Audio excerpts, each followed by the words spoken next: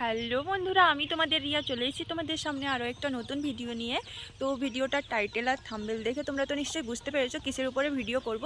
তো আজকে আমাদের কলেজ অর্থাৎ সুবর্ণরেখা মহাবিদ্যালয়ে আজকে আছে ফ্রেশার্স পার্টি বা নবীনবরণ অনুষ্ঠান।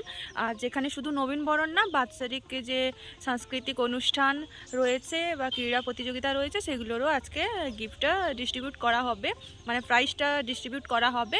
তো তার জন্য আজকে যাব হচ্ছে কলেজ। আমার এটা হচ্ছে থার্ড ইয়ার, কিন্তু এই 3 বছরের মধ্যে, মানে এটা 3 বছর পড়লো, কিন্তু 2 বছর আমি কিছু অসুবিধার কারণে যেতে পারিনি, যেহেতু লাস্ট বছর এটা কলেজ।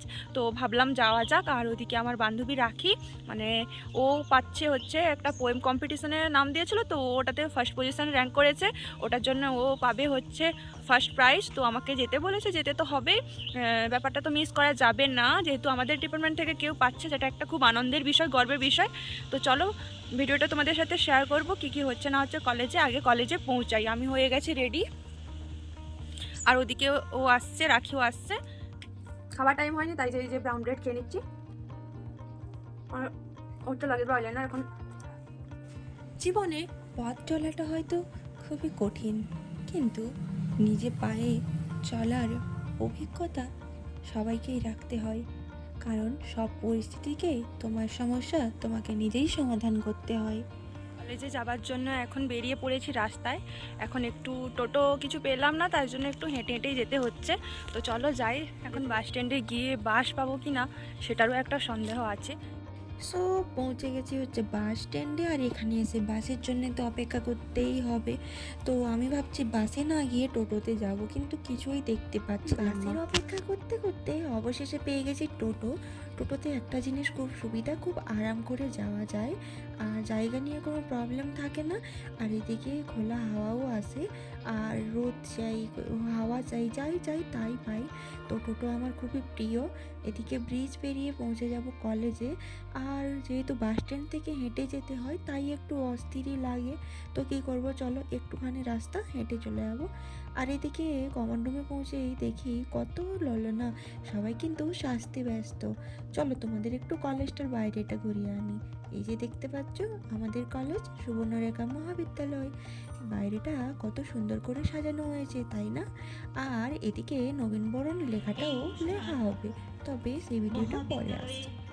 প্রতি বছরই অত্যন্ত আড়ম্বরের সঙ্গে, অত্যন্ত আনন্দের সঙ্গে। চলো তোমাদেরকে ভিতরের ডেকোরেশনটা একটু দেখাই। দেখো পুরো ব্লু আর হোয়াইটের কম্বিনেশন দিয়ে প্যান্ডেলটাকে, এবং ব্লু আর হোয়াইটের কম্বিনেশনের বেলুন দিয়ে স্টেজটাকে পুরো ডেকোরেশন করা হয়েছিল। এদিকে আমাদের পতাকা উত্তোলন হচ্ছিল, কলেজের পতাকা এবং জাতীয় পতাকা। ওদিকে সবাই অংশগ্রহণ করেছে। এরপরেই আমাদের মঞ্চে বিশিষ্ট অতিথিরা এসেছেন, তাদের সকলকে আমরা ওয়েলকাম করেছি খুব আড়ম্বরের সাথে, খুব সম্মান জানিয়ে তাদেরকে ওয়েলকাম করেছি। তো ইতিমধ্যে বরণের সাথে সাথে চলবে হচ্ছে উদ্বোধনী সঙ্গীত। তো এখানে আমাদের মঞ্চে উপস্থিত হয়েছেন আমাদের প্রিয় বিধায়ক শ্রী দুলাল মুর্মু মহাশয়, তাকেও এখানে ওয়েলকাম জানানো হয়েছে।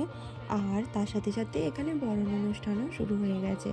সবাইকে বরণ করে নেওয়ার পর হবে গিয়ে প্রদীপ প্রজ্বলন। প্রদীপ প্রজ্বলনের মাধ্যমে আমাদের অনুষ্ঠানের শুভ সূচনা করা হয়েছিল সেদিন। তারপরেই ছিল আমাদের কলেজের প্রাক্তন ছাত্র, তার একটা সুন্দর গান পরিবেশন, উদ্বোধনী সঙ্গীত। তারপরেই শুরু হবে মূল অনুষ্ঠান, অর্থাৎ যে পুরস্কার বিতরণী সভা, সেটা শুরু হবে। আর এই যে দেখো, আর এদিকে দেখো এদের দুই বান্ধবী দেখা করে কি আনন্দ করছিল, কি বলবো। দেখো দুজনে মিলে কিরকম করছিল। আমরা এখানে ছাদে দাঁড়িয়ে আছি, আর এদিকে ওদের ফুল গোঁজাগুঁজি চলছে। আমি নিয়ে এসেছিলাম মামারি থেকে ফুল, আমি একটা মেরে নিয়েছি, আর রাখি একটা করেছে, ওদিকে পিয়ালিও একটা লাগিয়ে নিয়েছে। খুব সুন্দর লাগছে, দেখি মুখটা একটু দেখাও। হাই, এটা হচ্ছে লাকি। বসে গেছি, দেখো এখানে ওরা বসে আছে, আর আমি এই দিকটা বসেছি, আরও অনেকেই বসে আছে, আর পিছনে অনেকগুলো চেয়ার ফাঁকা আছে, এখনও যারা আসেনি তারা এসে বসবে। তো স্টেজটাও তোমাদের একটু দেখিয়ে নিই। নতুন ছাত্রছাত্রীদেরকে বরণের রিচুয়ালস তো কমপ্লিট হয়ে গেছে। আর এদিকে আমাদের রাখি পোয়েম কম্পিটিশনে যে ফার্স্ট হয়েছিল, তো তার জন্য ফার্স্ট প্রাইজ নিতে স্টেজে চলে গেছে। তো ফার্স্ট প্রাইজ নিয়ে গেছে। এরপরে প্রত্যেকটা ডিপার্টমেন্টের যে টপার তাদেরকে অ্যাওয়ার্ড দেওয়া হচ্ছিল, অর্থাৎ পুরস্কৃত করা হচ্ছিল।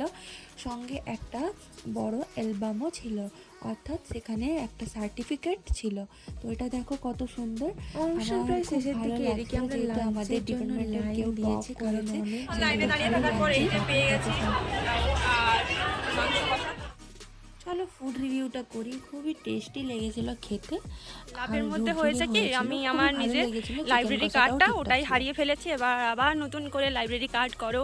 যাই হোক বলেছি ইউনিয়নের দাদাদেরকে, ওরা যদি খুঁজে পায় তো ভালো কথা, না হলে আবার নতুন করে অ্যাপ্লাই করে করতে হবে। আর কি করব, ভাগ্যে ছিল। সকাল থেকে ভাবছিলাম যে কিছু একটা আমি ফেলে আসবো কলেজে। কলেজ থেকে বেরিয়েছি, বাসে উঠেছি, তখন মনে পড়লো অর্ধেক রাস্তা চলে আসার পর। তারপর যোগাযোগ করলাম, একটা বান্ধবীকে বললাম যে দেখ গিয়ে ওখানে ফেলেছি কিনা। ও দেখলো নেই, তো কিছু করার নেই, যদি পাওয়া যায় ভালো, নাহলে আমার একটা ভালো কিছু ভাবলেই খারাপ হবে। কি বলবো, মানে সত্যি ভেবেছিলাম যে আজকে যাব, ওখানে রাখি অ্যাওয়ার্ড পাবে, আরও আমাদের ডিপার্টমেন্টের সিনিয়র যারা আছে। হ্যাঁ, সো কলেজ থেকে চলে এসে ফ্রেশ ট্রেশ হয়ে একটু বসেছি।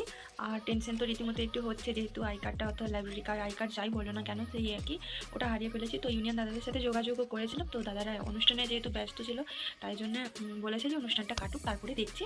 আমি জিজ্ঞেস করছিলাম যে নতুন করতে হবে নাকি পুরোনোটা যদি পেয়ে না যাই আর কি, নাকি অন্য কোনো অসুবিধা হবে। তো বললো যে অনুষ্ঠানটা কাটুক, বলছি। বুঝতেই পারছো কলেজের প্রোগ্রাম আর ইউনিয়নে আছেন দাদা, তো অনেক চাপ থাকে। তো সন্ধ্যেবেলা হঠাৎ আমি বসেছি এমনি ফটো ভিডিওসগুলো দেখছিলাম।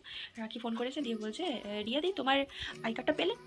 যে না, আই কার্ড পাইনি, দাদাদের সাথে যোগাযোগ করেছি, দেখে কি হয়। আর ওদিকে শুভ ছিল কলেজে, তো শুভকেও বলেছিলাম, যে শুভ মানে আমার একটা বান্ধবী, তো ওকে বলেছিলাম যে দেখবি তুই একটু, যদি পাস তো ও পেলো না। তো রাখি বলছে তখন তোমার আই কার্ডটা আমার কাছে আছে, হেসে হেসে আমাকে বলছে।